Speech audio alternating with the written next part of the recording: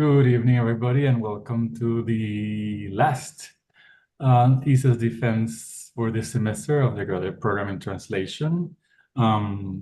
This afternoon, we'll be having Tyler Stallings defending his thesis titled Love Yourself, Maricón, the Gay Man's Guide to Psycho-Emotional Success, which is a translation from a book by Gabriel J. Martín, Quiérete, mucho, Maricón, Manual de éxito psicoemocional para hombres homosexuales.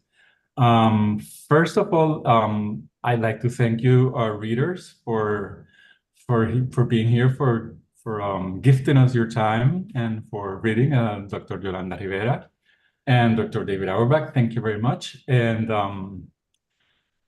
before having Tyler start his presentation, I have a message from you, Tyler. Hold on. This is unusual, but here you go. Ay, por favor. Madre mía, Luis, muchísimas gracias. Me hace una ilusión, pero inmensa. Y no te puedes ni imaginar. Joder, lástima. Es que esta tarde tengo un compromiso formativo. Si no, evidentemente estaría yo conectadísimo y deseándole lo mejor a Tyler con vamos, lo que será la lectura y todo esto. O sea que yo me alegro infinitos. O sea, primero, la ilusión que me hace el que traduzcáis alguno de mis textos. Y luego además, tío, ni más ni menos que quiérete mucho. O sea, que esto es una barbaridad, ¿no? Entonces, mira, si le ha cundido con la primera parte y ha sido suficiente y que le deseo lo mejor, que saque la mejor nota del mundo, que le tratéis con muchísimo mimo y cariño. Y por favor, si se lo pones que me escuche, genial. Y si no, pues le dices que le mando un abrazo gigantesco, por favor, de verdad, que me hace una ilusión muy grande, muy grande, muy grande. Lástima que no me podía organizar la agenda con un poquito más de calma, porque estoy hasta, pues eso, ya te cuento. Pero vaya, en fin, wow. El tema de las traducciones a mí, ya te digo, me tiene como... Me gustaría que se hicieran ya, pero bueno, depende más de poder tener un grupo distribuidor que lo mueva y todo aquello que no una traducción, al fin y al cabo, ¿no? Eso es lo que me dicen en la editorial, pero me hace una ilusión grandísima. Y sobre todo lo que me hace una ilusión muy grande es que el libro llegue a otros países donde la gente lo conozca, lo traduzca, se interese por el material. Me parece, bueno, pues lo más bonito que me puedes decir. O sea que gracias. Gracias de corazón absoluto por haber elegido el texto. Gracias por el cariño, por avisarme, por todo. Y os deseo lo más grande, de lo mejor del mundo mundial y que algún día pues ya nos conozcamos en persona, nos demos un abrazo, que me hará pues toda la ilusión del mundo, imagínate. Oye, beso grande, grande, grande, por favor. Para ti, Luis, para el Tyler, para todo el equipo, para todo el mundo. Yo estoy en plan Nati ahora mismo porque me has dado una alegría tremenda y os mando un montón de cariño y un montón de suerte. Gracias.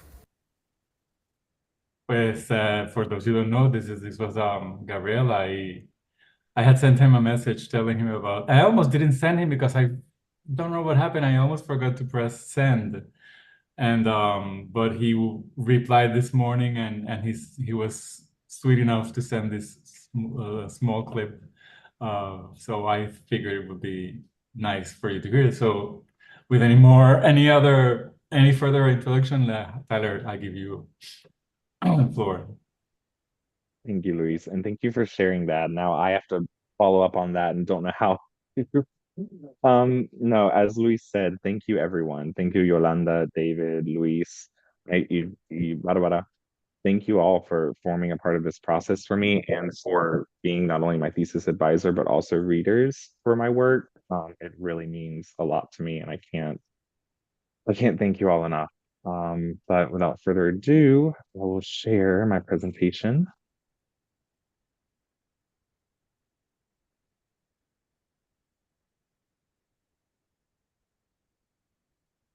Okay. So this is, of course, kind of a general presentation of my translation, Love Yourself, Maricón, The Gay Man's Guide to Psycho-Emotional Success. As Luis mentioned, the translation of the book, Quiérete mucho, Maricón, Manual de éxito psicoemocional para hombres homosexuales.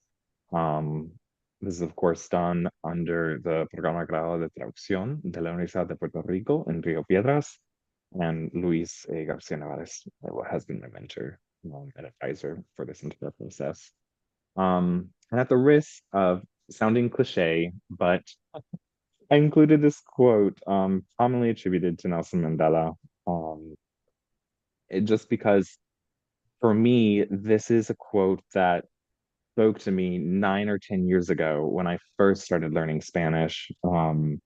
If you talk to a man in a language he understands, that goes to his head. And if you talk to him in his language, that goes to his heart. Um, this quote is something that kind of inspired me to go down this path of not only learning a second or third language, but also translating. And it's something that I try to keep in mind and hold close when I translate anything to be able to contribute to the experience of someone, of gifting someone almost the experience of reading a work in their own language and being able to kind of touch their heart in a way that provokes emotions. To me, that's one of the biggest accomplishments that a translator can have. And it also kind of goes along with why I chose not only this work, but also the way in which I decided to translate it. Um, so to give you guys a little bit more background on why I chose this work and about myself, um, as you can see in the picture on the top right, there's me with a group of guys from here in North Carolina that I actually served as a coordinator for a LGBTQ Hispanic Latino support group here in Raleigh, Durham, North Carolina. And so the way that this experience kind of shaped me choosing this work is because I was first introduced to the book while I was working with them.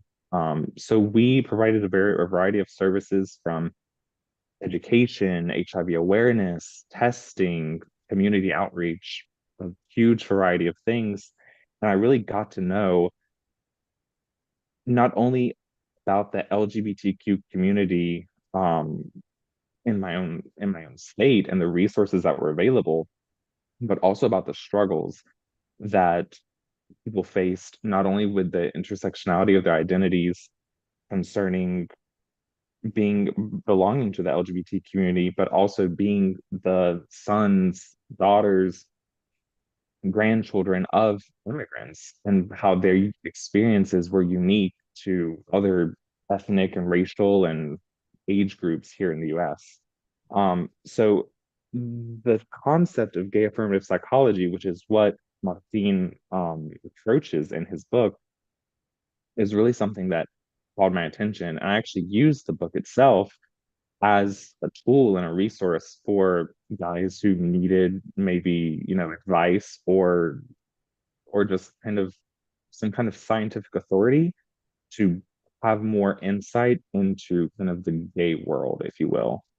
Um, that being said, it also brought along its own sense of problems, mainly because um, well, here in the US, because of the large Hispanic and Latino immigrant group, but at the same time, there being a lack of formal education in Spanish, the fact that the book was written entirely in Spanish, using complex, more or less psychological concepts and scientific historical backgrounds, a lot of the people, the community that we were serving, had never received formal education in Spanish.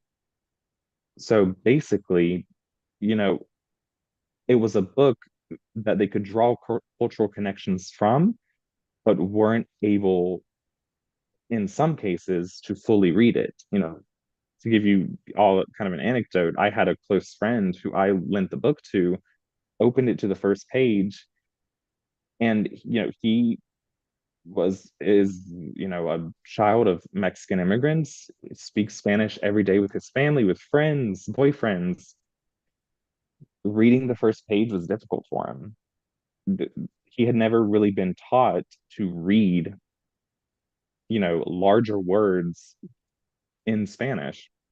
And so this was something that I observed a lot here in the US. People, children of immigrants, everything, that could not have access to these resources in the same way that a native Spanish, well, that a person who had grown up in maybe the education system of a Spanish speaking country, they would not have the same impact and would probably not have the same benefit without much more struggle. So that's kind of one of the reasons why I thought this book has a ton of resources and a ton of value for a lot of people that belong to this community. I don't want the fact that it's written in Spanish to serve as a barrier for them. Or, at the same time, I wanted the fact that it was written in Spanish to also benefit them and use that in a way that they can relate to.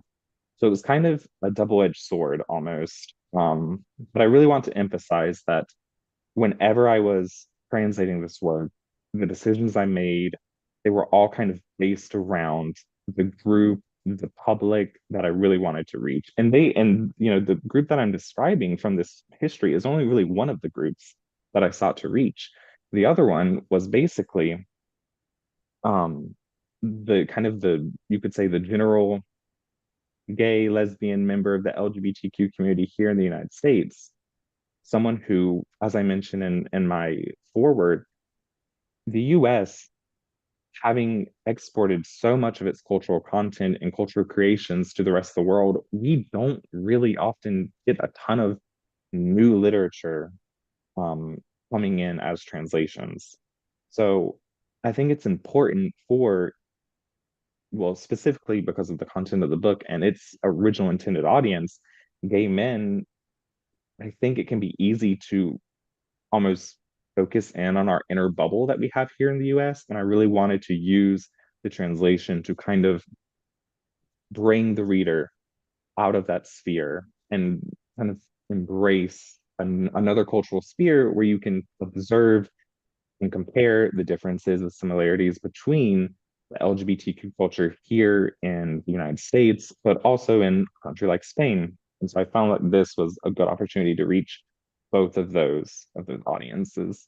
And the third audience that I really sought to reach was kind of just people in general. And this is something that, Martín himself mentions, that this book has psychological concepts and strategies that can be applicable to many different groups of people. You don't necessarily have to be a gay man to get, the full experience for this book. There are issues like toxic masculinity, internalized homophobia that can apply to many different groups of people. And so I think it's important to always keep that in mind. And it's something that I did when you're translating a book like this, is that there's not only gay people who are going to be reading, this book, there's an entire population that could pick it up. And so another point that I have here, moving on from necessarily the gay affirmative psychology part, but also speaking on the 2022 US political climate, it's been a very interesting one, I think you could say, with a myriad of anti-LGBTQ, anti-trans book banning laws being proposed or passed in many states here. So I think maybe more than ever, a book like this, whose scope can be so grand, has a role to play. It has a message to send to people that even in 2023, you're okay. You deserve love. You are not born in a defectual way, for example. Messages that still exist in many communities, not only in the US, but all over the world. So yeah, that was just a little to give you all kind of an introduction to why this book meant something to me and the kind of people and the public and the audience that I intended it for. And of course, we already heard that wonderful message from Gabriel Martín, who himself is a gay psychologist, author, YouTuber from Spain, whose other works also include El ciclo del amor marica, sobrevivir al ambiente, gay sex, y de inteligencia emocional, play on words. I, of course, chose to translate his first book in his series, Quiérete, mucho, Maricón, because perhaps at the risk of not choosing a more entertaining topic, you could say, um, I really thought that starting at the beginning would kind of offer the best context for a potential reader, and also offer me the best basis on which to kind of focus my translation and my word choice and the strategies that I would choose to use after reading through the section of the work that I translated. I kind of keep all that in mind. Me personally, I find it easier to start at the beginning in a sequential order. So that's kind of why I liked it so much, or chose rather to translate that specific section of this very first book in his series. Um, he's very influential. Just the fact that, you know, not only had I heard of him, and I was first introduced to him from a friend in Mexico who, as I also mentioned in my translation, and kind of becomes relevant a little later on, when the book Quiérete, mucho, Maricón was published in Mexico, they actually censored the word maricón, and the title simply was Quiérete mucho on the cover. But because I was first introduced to that work through um, a Mexican friend, and then later came to understand more of his works in Spain and the cultural context. When I brought my proposal for the project to Luis already knew who he was. So it can't really be understated his presence right now in the world of gay psychology, which is another reason why I thought it would be very beneficial to bring his work in the translation to American audiences. Um, and again, to explain a little bit more about the specific structure that he uses in this book, um, the book is basically divided into 5 blocks with the inclusion of an introductory chapter in which Martín kind of gives notes, sorry, um, into describing how he arrived at the need for the publishing of this book, his own personal experiences, um, and what makes him an authority figure in this field. And then the book itself goes on to divide itself into these 5 blocks, as I said, that kind of follow almost a roadmap of what the work seeks to be. So you begin with question, ¿soy homosexual? And then you follow on to asumir que soy homosexual, el inmenso daño causado por los homófobos, conoce el mundo en el que te hace desenvolver, y finalmente, felizmente homosexual. So it almost follows pattern as other books have done. And I spoke to Luis earlier about the instance of The Velvet Rage, another book on gay psychology that is, has been popular and read and recommended by many gay psychologists here in the United States. And the formatting, in a way, although Quiérete mucho, Maricón is a much more extensive work, The Velvet Rage also kind of follows the same path in discussing 3 stages of discovering your homosexuality, accepting it, and then working constantly with the internalized shame that one can feel from living in a heteronormative society. And finally, what does it look like when you take the shame away and you learn how to live happily as a homosexual, gay man, lesbian in this world that we live in? So I think you can draw a lot of parallels between Martin's work and some other works that also exist right now.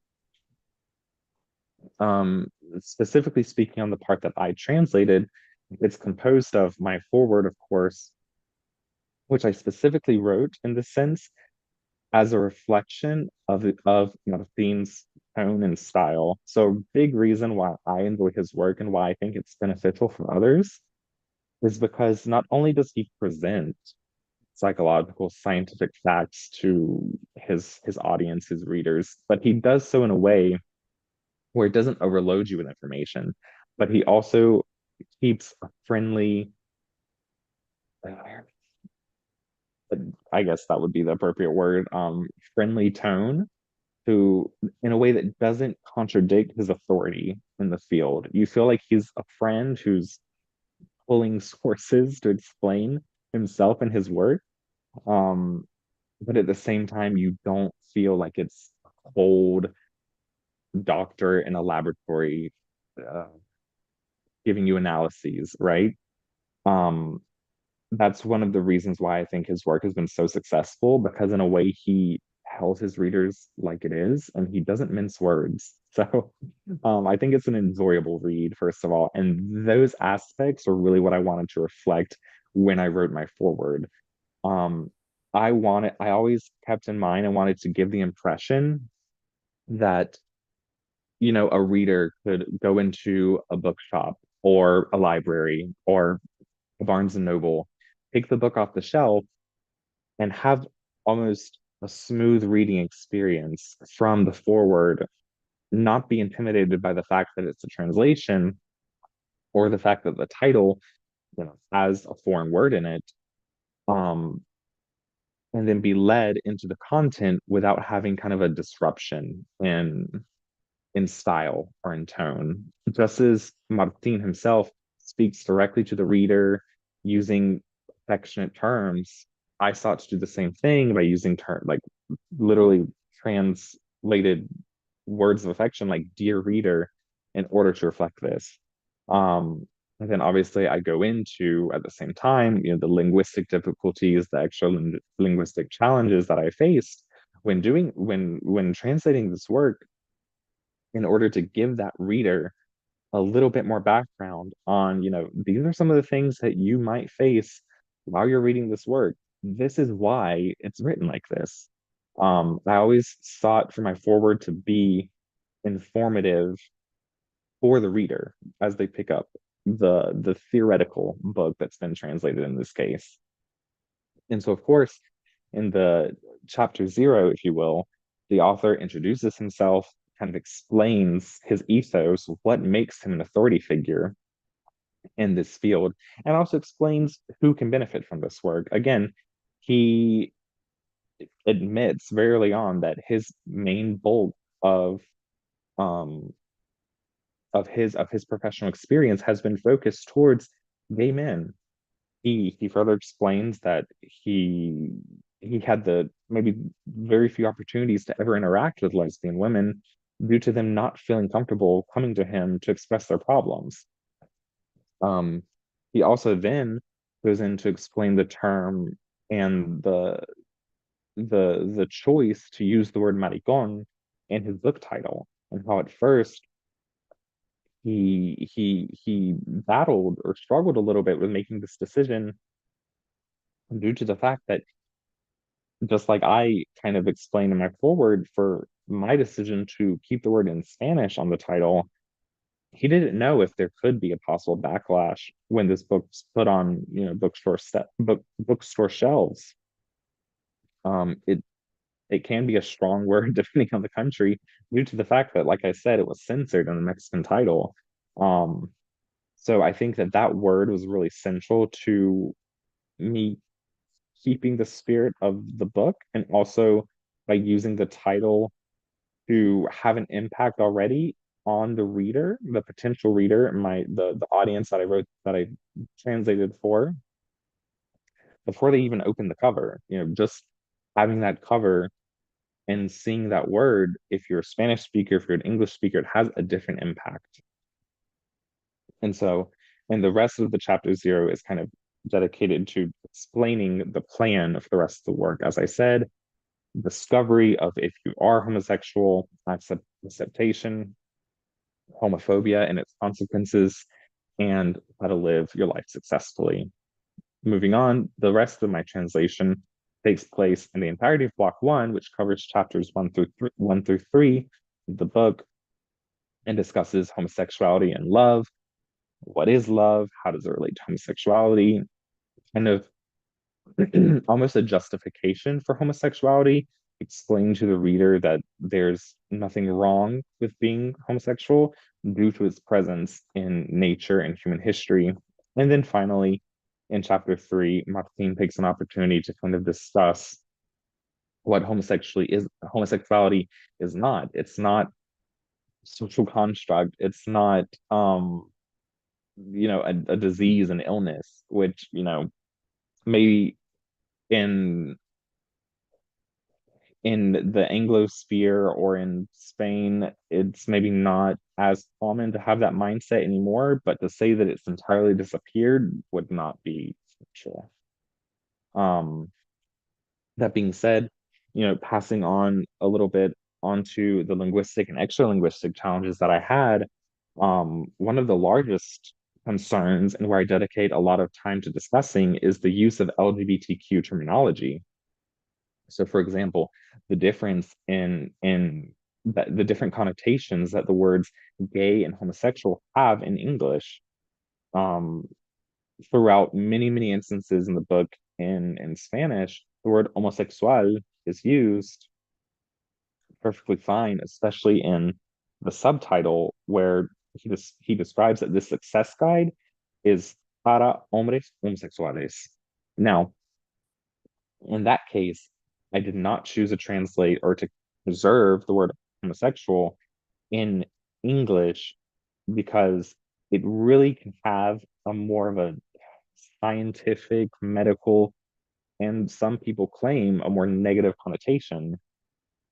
So I didn't find it really appropriate for that use, especially as someone's first impression about what this book could be about. However, in further instances along the translation, I do choose to use the word. I think it's entirely a valid choice. I don't think the connotation of the word gay really fits in all of these circumstances, especially when speaking on more scientific or historical um, accounts. And just like gay and homosexual, there's the issue of, the terminology that's the most current and most up to date in not only America, but also plenty of European countries and, outside of Europe. Um, the use and the decision to use LGBTQ versus LGBTI being much more common. I think when I was in Spain, I never saw a word, abbreviation ever with the Q. However, in places like Mexico, for example, I'll see it very often. So it's really quite a difference in the accepted terminology. And also, as I mentioned, in the US, we have kind of, there's not one accepted acronym, you could say, for that the whole country has, unanimously decided this is the one we're going to use. I chose LGBTQ because it's by far the most widespread and also kind of the most succinct of the, uh, I guess you could say, politically correct ones. There also exists the equivalent, the term LGBTQIA plus, or some people also use different variants that include other letters as well. But again, they're not as common, and I don't think that when we're considering all of the readers and all of their lived experiences and the different knowledge that they bring to opening this book, I don't think that it's not necessarily necessary, but I don't think it tends to be necessary to go into that depth for just the general term, which still is applicable and in use every day in the US. Um, and the same thing kind of came up and happened with the terms transgender and transsexual. Just 15, 20 years ago, transsexual was a completely or relatively accepted term in American English. Transgender, I think, only started to gain traction a little bit after that.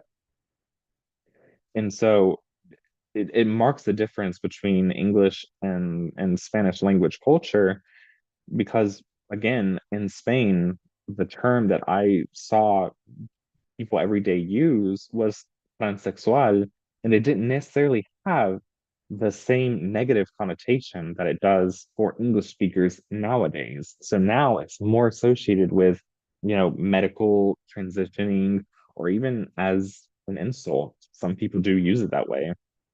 And transgender has really become more or less, quote unquote, the safe term to use. And I think it's interesting because this transition between these words, I think, has also started to take root in certain Spanish speaking countries. I do hear from Mexicans say transgénero, and it's also a word that has been added to the Rise dictionary just a couple years prior. I remember before 2021, I believe, you could look in the dictionary online, search transgénero, and it wouldn't give you an entry. Of course, that doesn't mean that the word wasn't starting to become used, but the fact that it's been added only in more recent years kind of speaks to the fact that transsexual has, and probably for the foreseeable future at least, um, is kind of the word of preference in Spanish. Obviously, it had to be changed in English. And again, so passing on to the kind of the topic of foreignization, this was a big strategy that I employed throughout the entirety of my translation of the 4 chapters that I chose. And this, like I said earlier, was done intentionally when it comes to kind of the general all-American monolingual English speaker gay man in America. I think it's can be really beneficial to bring in aspects of another culture, of course, in digestible formats, um, but that don't necessarily need to be domesticized. Um, this is a book that asks the reader to do a lot of work. It's not, necessarily maybe easy reading or something you might read only for entertainment. It's a work that causes you to look inwards at yourself and analyze your own behaviors, your own maybe internal prejudices. So I don't think it's necessarily outside the scope of the work to ask the reader to even bring themselves out of their own cultural sphere. And, if you don't understand a word, you can look it up. It does require a bit more commitment on the reader's part. I don't think it's necessarily something, like I said, outside of the expectations that the work itself sets. And this applies to both English and Spanish speakers. There are cultural terms unique to Spain that just because you speak Spanish, you might not have any idea of what these words mean in the context of Spain. Um, there are words like kept, like tortilla de patatas, chaval, which are super, super, peninsular words or tied to peninsular concepts that I think kind of set the reader squarely in the concept, in the context of Spain. And so while the vast majority of the book is easily digestible, especially the psychological, the historical aspects that would otherwise cause problems. For example, like I said, with the reader who is the child or grandchild of immigrants who doesn't have a mastery of written Spanish, they can still identify maybe these key words that help them kind of make a connection with the Spanish language culture. And so that kind of combines a little bit the cultural spheres of Spain, and the cultural sphere of the US. And another kind of instance in which this happened was the use of references to works that whose titles are in Catalan, but they're written in Spanish. And Martín makes a point to address to his Spanish speaking readers, that this book, I mean this blog post, for example, although the title is written in Catalan, it's written in Spanish. You can understand it. For the American reader, say one who has no context, has never been to Spain, has never studied Spanish geography, has no idea that Catalan is a language, maybe, this doesn't really mean anything for them. They could look at the title in Catalan and perfectly think it's Spanish. It doesn't have the same cultural meaning as it does for a peninsular Spanish speaker. Um, and a lot of these cases were dealt with the use of footnotes, which Martin himself already uses extensively throughout the whole work.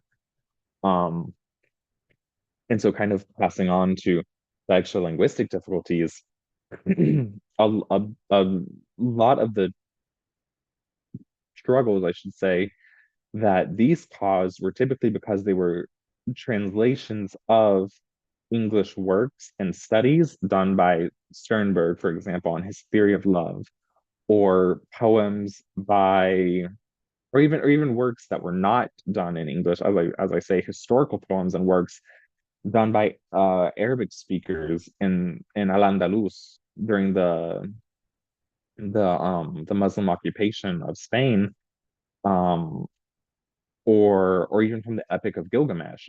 All of these works who may or may not have translations available, or translations that have a sort of authority on the cultural sphere of America. You know, the research that goes on behind that is probably one of the most challenging part of this translation that I faced personally. um, Doing the research, figuring out which works were most respected, or which translations, I should say, were most respected, and which ones to include that best captured the intent that Martin had by including that work.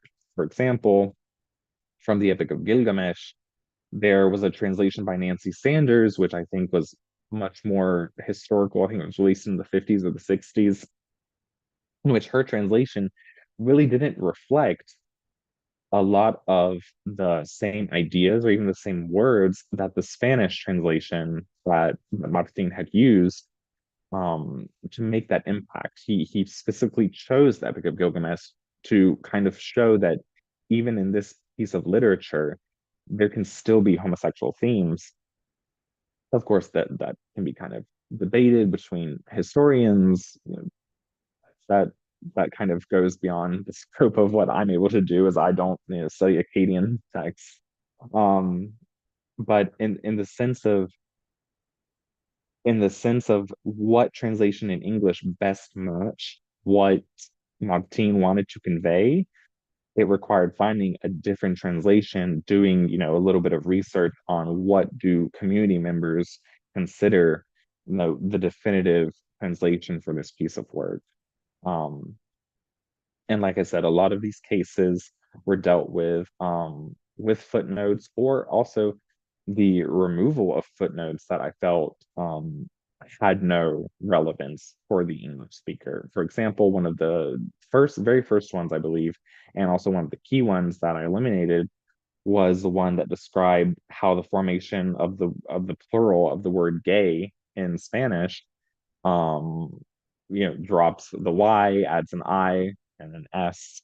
Um, I find it interesting. I know 95% of the possible audience and readers might not really care. And so it kind of distracts them a little bit from the book's message and intent in that case. And it doesn't really serve to it doesn't serve their experience in the book. And so I felt it best to eliminate certain things in those cases. So in conclusion, I thought that the book was a great compilation of, not only, especially the part that I chose to translate, was a compilation of not only scientific background and cultural work that that really brought together, decades of literature on the LGBTQ lifestyle history and challenges, honestly. But that it also offers a place of exchange for experiences from, gay psychologists in Spain who, and Martin mentions this, who had taken these studies and these writings about gay affirmative psychology from, English works, And he mentions how this topic was basically non-existent in Spain. And so by taking it from one culture, imparting it into another, writing about his experiences, and then bringing that book and a translation of a piece of it back to the US, it kind of comes full circle in a way. And I thought that was a really good exchange of these perspectives and experiences of the community. And finally, that I really just wanted to use it as a way to recognize the US's current linguistic and immigratory climate. Um, for me personally, the Spanish that's spoken, you know, every day here in North Carolina, for example, is very different maybe from the Spanish spoken in other countries or even in Puerto Rico, for example. I know many of my classmates choose to translate works that tend to be very close to Puerto Rican culture, history. And so it's very interesting to me to see how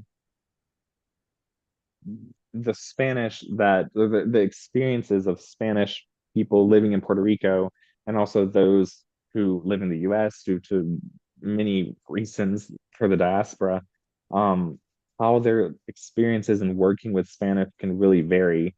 And of course, people who immigrate to the US from many Spanish speaking countries in Latin America or from Spain. So I really thought that the work was a good way to kind of broach those two worlds and make the content available for people who otherwise might not be able to enjoy it fully. But yeah, that's pretty much it for my presentation. Thank you all for listening. I hope that from here we can, jumpstart our discussion. Thank you very much, Tyler, for this presentation about your translation and your preface. I give the floor now to our readers. I don't know if you have any preference. Yolanda, you want to begin, or David? Yolanda, you can start off. It's okay, if you don't mind. Hey, hello, congratulations, Tyler. This is a very interesting translation. Your choices show a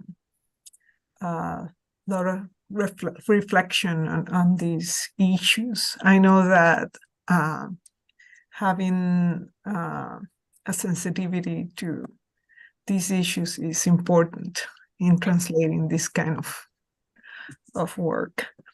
I have just a couple of questions. I read your introductory explanation, and today you have explained your choices regarding the word Maricón. I was wondering, since this is a translation and you were basically motivated by the work you were doing with heritage speakers in the US, I was wondering if, thinking about that population, if you will have changed Maricón to another word from what you know in your conversations with them. Do they have another word that will be equivalent? Will this word be less acceptable than other words? So that would be my first question. Right. When I originally translated the portion, I had originally used the equivalent of the English word faggot instead of maricón.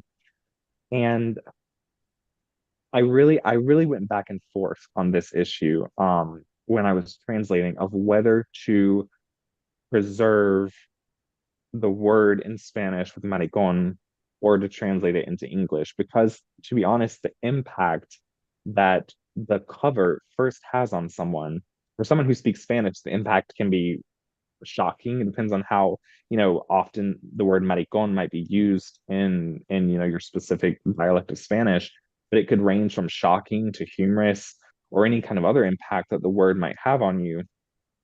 And this is lost for an English speaker. If you don't translate the word, it's kind of like, well, it's a word in a language I don't understand. It has an accent mark on it. What does this mean? But I kind of wanted, in that sense, it's why I bring up the fact that I really tried to consider audiences who do speak a form of heritage Spanish and also English speakers, because for the English speakers, it can evoke a sense of confusion, mystery, intrigue. And while you lose that connotation with the full title, with the subtitle, it does give you a little bit of context into the fact that this work is about a gay man, for example. And for the heritage speaker, for the Spanish speaker, the word itself has that same impact, even if maybe they're not the most experienced in reading, high level written Spanish. It's definitely a word that I'm sure many people have heard before. They're probably not strangers to it. I did have a brief debate where, because the majority of, I would say, a majority of the Spanish speakers, at least here in my state, are typically from Mexico.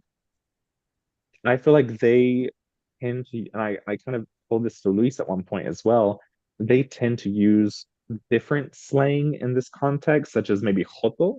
That one's super popular in Mexico. But at the same time, I didn't want to necessarily isolate it only to Mexican speakers, because there's many different Spanish speaking groups all over the US. And joto isn't necessarily used in all of them. So I felt that maricón, not only did it come from the original title of the word, but it's also a word that I feel like is, I could be wrong about this, but I feel like it's a word that is understood in most dialects of Spanish. Thank you. Yeah, I agree with that. It's probably well known everywhere. Another question I had was about the translations you chose for the texts that weren't part of the main text, like Right. poems and so on. This seems to be a book directed to a very broad audience, more popular. It's not really a scientific book. It's more of like his own work outside writing. He's directed towards a very general public. Yeah. So one in particular of the translations you chose had like a little bit of a very old-fashioned pace in English. So why did you choose some translations over others in those cases? I would say that in the cases where the English is old-fashioned, it typically is either a reflection of the time period that the original work comes from, such as, the poem from Federico García Lorca.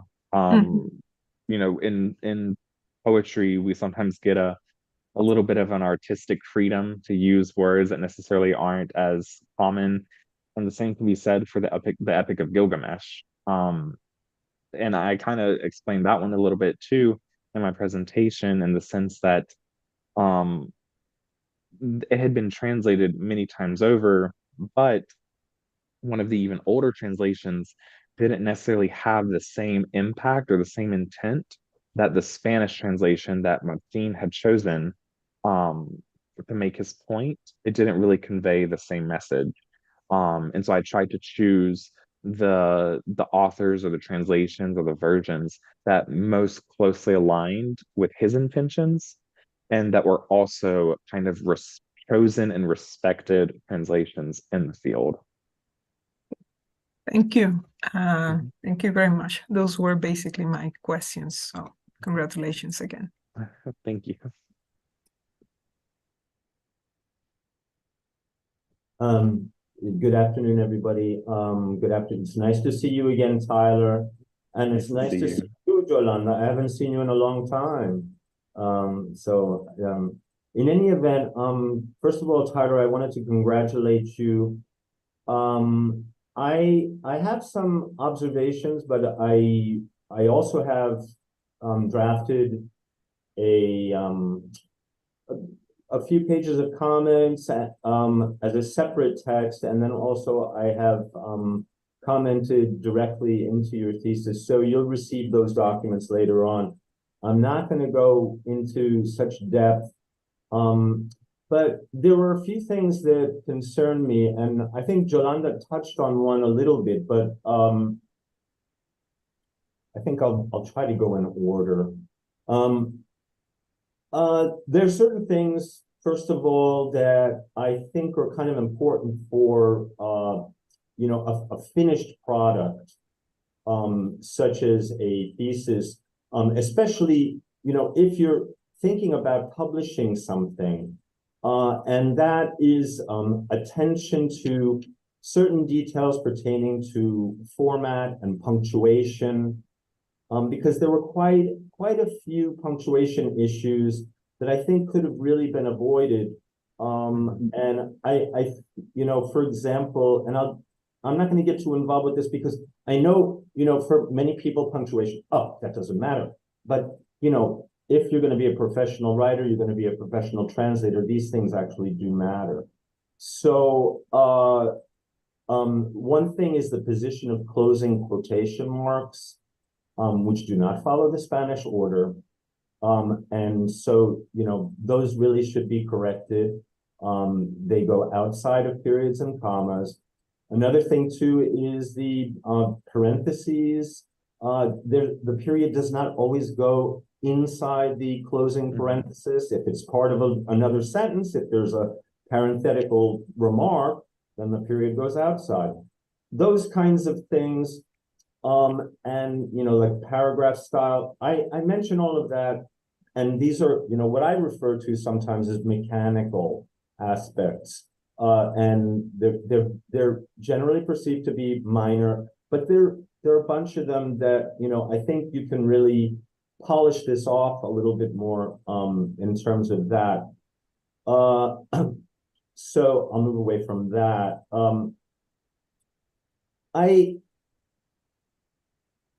First of all, I want to say, you know, you're to be congratulated, and I'm really glad actually that we've had at this point quite a few students in the program who have translated LGBTQ themed texts for their theses, and you know, the only thing I can say is that, you know, especially as you point out, given what I'll refer to as the neo-repressive climate in the United States, and I don't, you know, it's a term that you don't really see too often.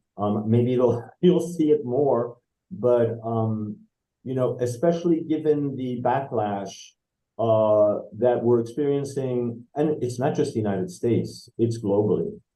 I think it's really important that, you know, these kinds of voices be heard.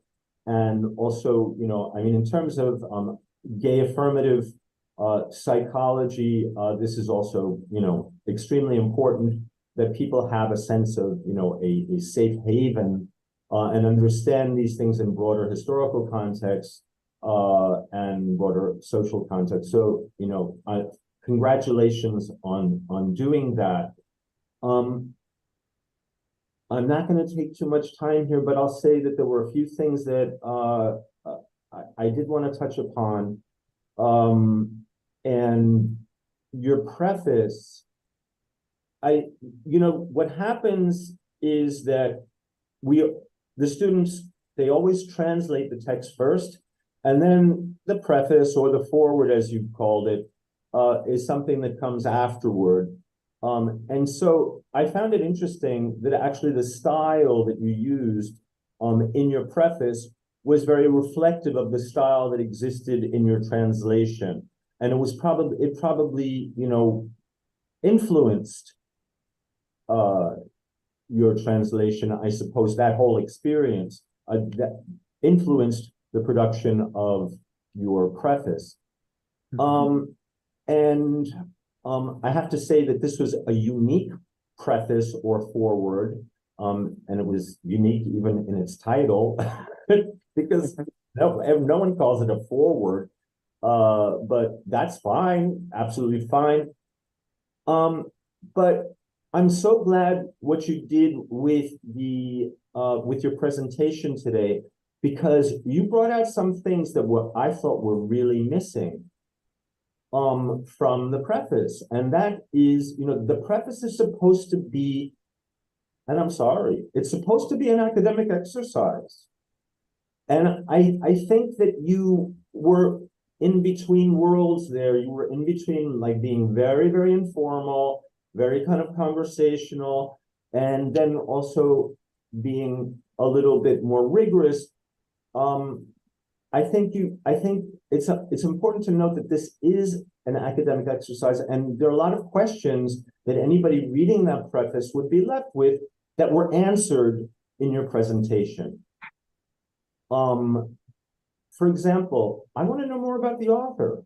I want to know what he's done, where, you know, I want this also contextualized within other maybe self-help manuals or gay affirmative psychology texts. I would like to see this contextualized and maybe even compared to other works that were, you know, that have been produced in that area. And also maybe to know about the reception of the book in Spain, especially given the, you know, somewhat outlandish title of the text. So there are those things that I would really like to know. And they were missing from there. And then I don't think that you really went in enough into the whole issue of documentation. Because, and this is something that, you know, in your actual translation, there are a lot of cases where you translate quotes yourself, but there's no indication that you do that. Okay. There really should be an indication every single time. And then you come to a couple of texts. There's one text by Balthazar that was originally in French. Did you try to find the English translation of that text? That one in particular, I don't, from what I can remember, no. Those little excerpts, those are the ones that I had translated myself. Okay, well, the thing is that, and this is kind of important, because one of those little excerpts, one of the little quotes, was actually published originally in English. You should go to the source quote in English and put it in there, and not back translate it, because what you're doing, especially by putting it in quotes, is that, you know, that's a form of plagiarism in a way. I mean, it's misquoting. It's misquoting. So in all of those cases, and I think that it's really where there's an English version available. The Balthazar, there is an English version available, and it's on archive.org, so it's very easy. But, you know, the interesting thing is that for that little Balthazar quote, the order is flipped in your version. In other words, and I just want to go to that for a second.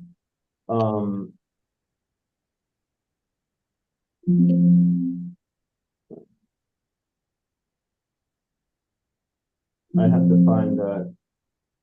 I don't know why this is not. But,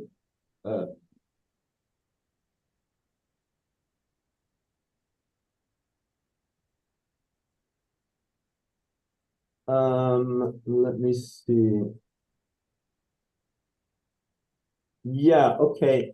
And and by the way, speaking of formatting and that kind of thing, your translation does not have page numbers. At least the version I got. Okay. So that should be those page numbers. That probably got erased because I'm sure there were some Okay. something weird happened. Oh, okay. On page 68, it says, as Balthazar 2010 points out concerning these theories, if homosexuality is a social construct, its distribution should vary according to the attitudes of that culture. And actually, the quote, the translation in English is, if homosexuality is a cultural construct, its distribution should vary depending on the attitude of society. So, that kind of documentation and research, I think that you really should have pushed that a little bit further. And also in terms of researching, there were some misspellings by the author. He misspelled one of the authors that he cites, Baile, which he rendered as Baal in sort of an English. I'm not sure why. But those kinds of documentation, the research, I think that you should have pushed that a little bit further. Now, the other thing that I wanted to mention, I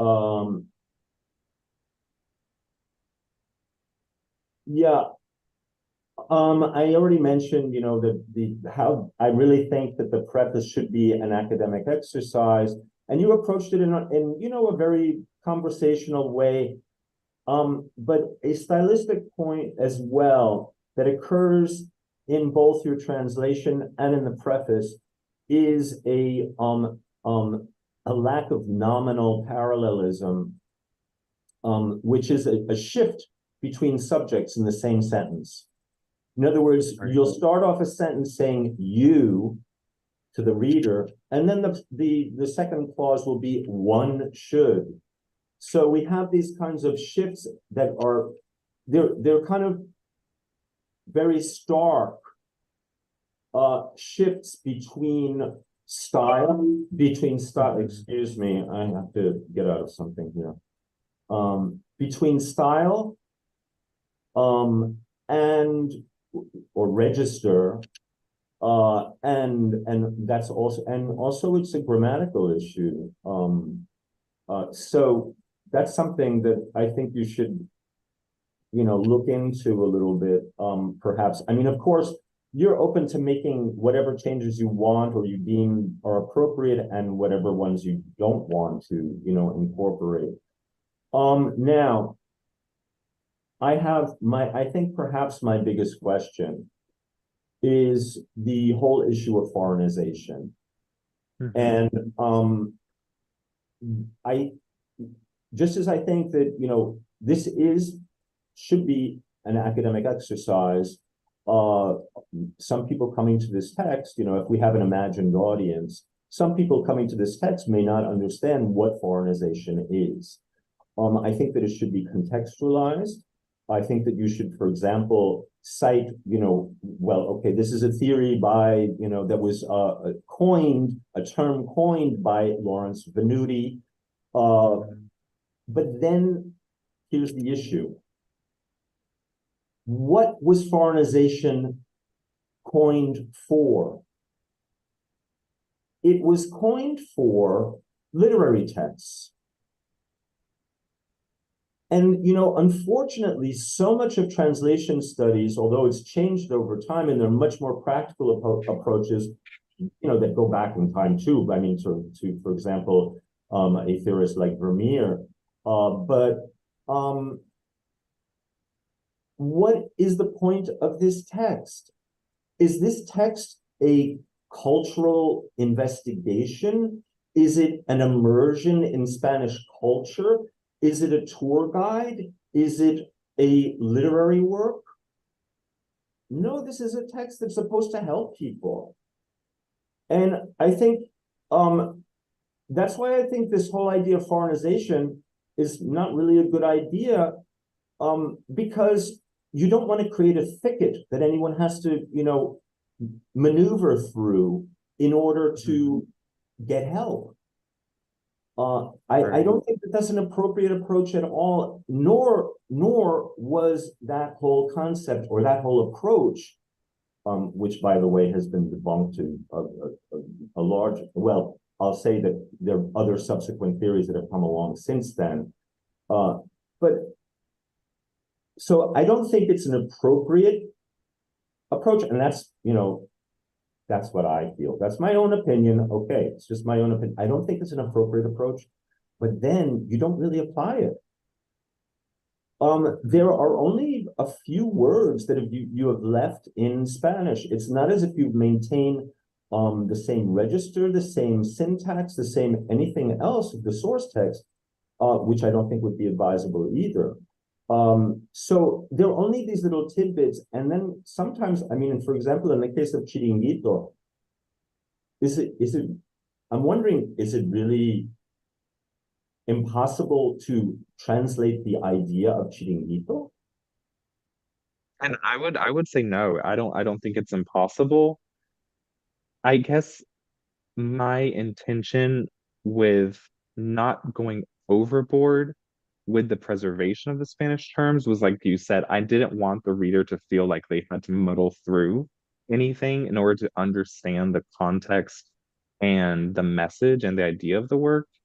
But I wanted it to serve as not, I suppose I wanted it to not just be necessarily a book that you would read and not maybe not feel like it had nothing to offer from another culture. If that makes sense. All right. But and you brought up something very interesting in your presentation. I mean, I thought there were a lot of things in your presentation that were very, very good that would really serve very well to go into the forward. But you brought up something, about translation in the United States. And it's an interesting little factoid. And it's very telling, very revealing of the U.S. hegemonic stance in the world. But only 3% of the books that are published every year in the United States are translations.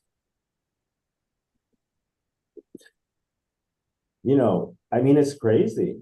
So it's basically the United States doesn't want to know anything about the rest of the world, it would seem, unless it's produced originally in English.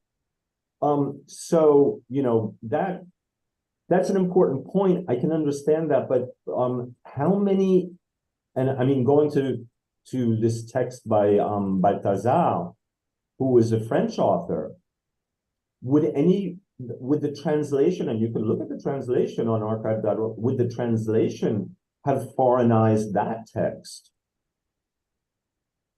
I don't think so. Right. And this has to do with, the whole idea of the encargo. What is the point of this text? And I know that you've defended that you really want also to address this community, and you want to have people be aware that this is not produced within the U.S. culture. It's not as if it's produced in Latin America.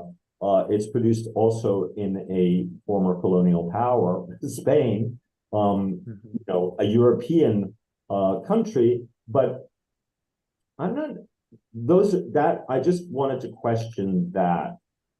And then a couple of other just minor things that I wanted to speak about.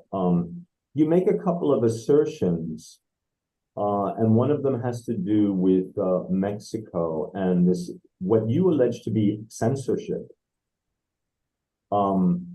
Because you use the word censorship and you used it also in your presentation. Why would a gay affirmative psychology text be in any way censored in Mexico? Well, I think that the word itself, being maricón, at least from my personal experience, can have a connotation that's much stronger in Mexico than it might in Spain, for example. So in Spain, I feel like from my own personal experience, maricón might be a word that you throw around with, your friends, or you can use it as a term of endearment. In Mexico, like again, from speaking from my experiences, less so. I've really heard more people use terms that are more appropriate to that country. And I feel like maricón for them is much stronger, much more of an insult. And I think given the social climate of certain regions of Mexico, I think it could have something to do with, again, it could be having to do with if it's being willing to be put on bookstore shelves. Like I kind of mentioned earlier, you know, there could very well be a sense of religion or rejection of that kind of strong terminology being present on the cover of the book and causing a reaction from people. All right. Well, I think that there you make an assertion, and I think that you could have done more research about that. The thing is that have you been to Mexico City? Mm-hmm. Okay. Mexico City probably has more bookstores than any other city on the planet. Yeah. And they have LGBTQ bookstores, they have anarchist bookstores, they have every kind of bookstore you could possibly imagine. I checked this because it's an assertion that you made, and actually both versions exist on the shelves in Mexican bookstores. So I think that if you're going to make an assertion like censorship, you should be careful because, Okay. and I don't think that would be the case in Mexico either. But I understand what you're saying, that, Possibly, I would possibly think that those versions that use the word maricón would be imported from Spain, because it's quite easy now to move books around, and maybe you'll have some customers that would like to carry on the word maricón in his book. So I think the censorship probably comes from a marketing perspective. Yeah, I know, but we're sitting around surmising. And what I would prefer to do, especially within an academic context, is to actually, because I only went so far with the research, but I got to a website for a book distributor called Somos Voces, where the maricón title did exist. I would like to know more about this because to me, and I was in Mexico City this September and also last year, and I'm there almost every year. I just find it a little bit surprising because I find, that there are so many expressions of other ways of being that are very, very visible in Mexico, as visible as any place I've ever been, identity-wise, that to me, it seems like a misrepresentation. I understand regionally, but you could go to regions of Spain as well where, people would say, Austria, if they saw this title, they would run from it. So, but, I understand what you're saying, but I think it deserves some more research, and maybe, reconsider that assertion. The other assertion that you make about, it's not an assertion really, but you suggest that, that maybe online activity, the internet, has influenced the pluralization of the term gay. And that, I think that you should do some more research on that too, because the Real Academia actually adopted that term quite late, and that term existed with the pluralization of YS for decades before they even adopted it. So that's another point that I think that, because they just these two assertions kind of struck me. All right. Okay, There are some unclear passages. I've indicated them in your translation. So I'm not going to really go through them. I think I made the points that I felt were most important. And as I said, I'm going to be sending you this.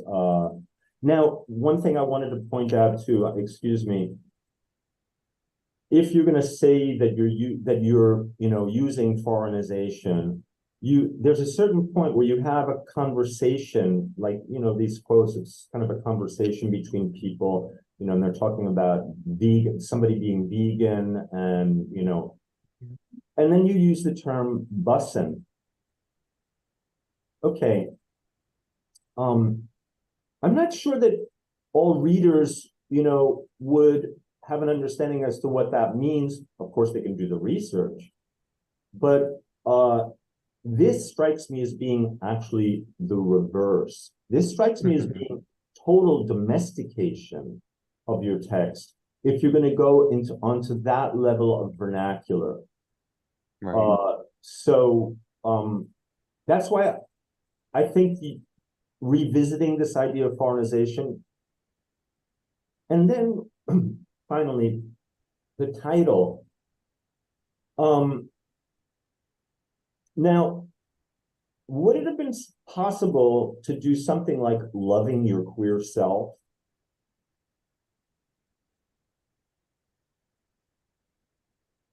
I think so. I mean, when I hear a title like that, it does convey the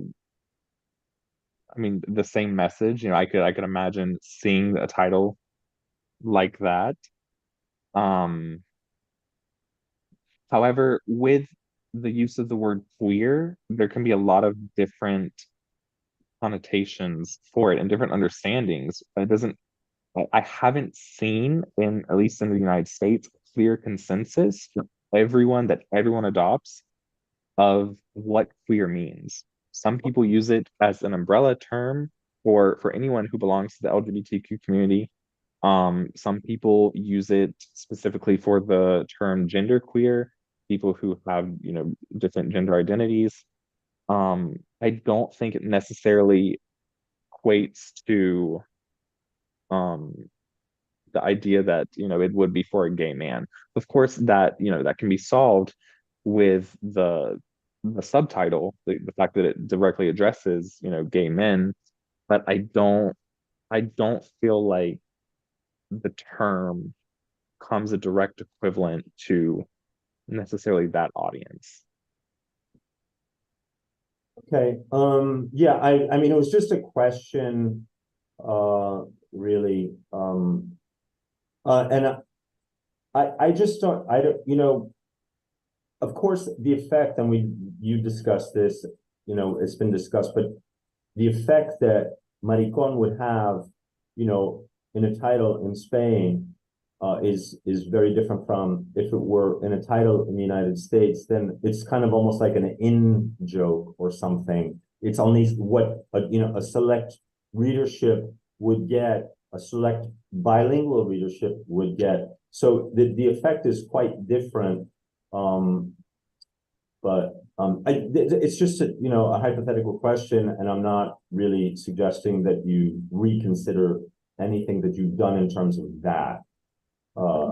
Okay. And as I said, I have some notes and also the marked up copy with comments, that is. So I will be sending those on to you as soon as we're finished here. Okay, that's really basically all that I wanted to say. And congratulations again, Tyler. And as I said, also thank you so much for adding to this literature and translation in our program, which I think is really, really important. Thank you very much, Yolanda and David, for your input. Now we will have dear internautas, we're going to take a short break while we deliberate the grade. We're going to cut off the transmission for a little bit, but please don't go and stay tuned for the grading. Tyler, we have a thorough discussion on your grade, and we have not completely agreed, but the majority has decided that the grade that you should be given is a sobresaliente. So congratulations on your work. Yeah. As I said, thank you for the readers.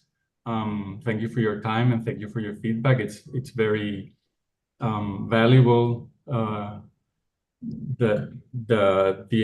Your feedback and your information. Thank you, Yolanda. I think Yolanda, this is your first time as a reader. You mean in any In the PGT? department? Oh yeah, PGT, yeah. You've been on a committee before, Yolanda, but Yeah. Yes, I maybe. Many years. No, but it I was don't many years trust my ago, yeah. memory. Many years ago, because it's not on our database. I have to find out which one it was. So anyway, thank you, Yolanda, for again being here, and thank you, David, for your feedback, and Tyler, congratulations. Thank you. And thank you to the readers. I really appreciate all your feedback. And that was a reason why I wanted to choose the people that I did, to really make it the best product that it can be. congratulations, congratulations, Tyler. Congratulations, yeah. Thank you very much. Well, then this is the last thesis defense we have for this semester. Thank you to all of our viewers for joining us. And we hope that you have a very good end of the semester and happy holidays.